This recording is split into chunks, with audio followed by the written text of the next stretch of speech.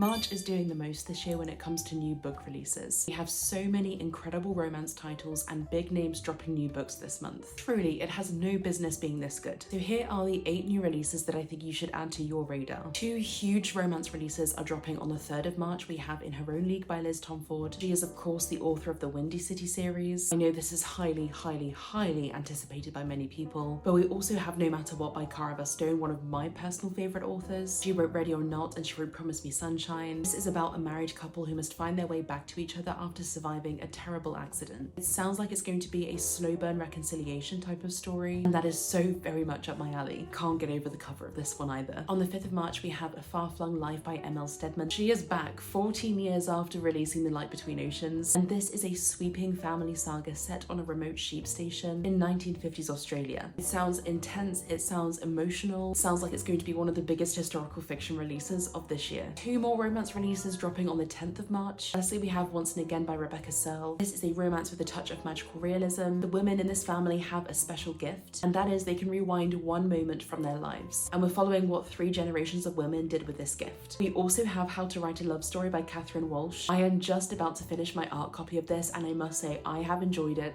so much. This is the same author who wrote Holiday Romance and Snowden, 2 very popular Christmas romances. This is about a woman who is trying to finish her father's fantasy novel after he passes away, and the editor who flies out to Ireland to help her with that task. It's delightful. On the 12th of March, we have a book called Lake Effect coming out by Cynthia Dupree Sweeney, and this sounds like a messy family drama, which is sometimes what I really crave. It's about an unhappy wife who starts an affair with her neighbour, and how this one situation kind of ripples across the decades and affects her daughter, who at the time was falling in love for the first time. We of course have Ava Reid's new fantasy novel coming out on the 17th of March. This is said to be a dark Gothic fantasy set on a necromancy island. It is genuinely all I know about the premise of this book, but I have seen it being described as gorgeously gruesome, which is very intriguing to me. Perhaps one of 2026's biggest romance releases is coming out on the 24th of March, and that is The Night We Met by Abby Jimenez. This does have a trope in it that I am not sure how I'm going to feel about, but I have read and loved enough of Abby Jimenez's books that I trust her and I want to see what she's going to do with it. And then on the 26th of March, we have Celestial Lights by Cecile Pinn. This blends quite a few genres, namely science fiction, literary fiction, historical fiction. I think this is going to be a very introspective novel. It's about an astronaut on a mission in space and kind of his reflections and introspections about all the decisions that have brought him up to this point. Let me know in the comments which new releases are you most excited for coming in the next month.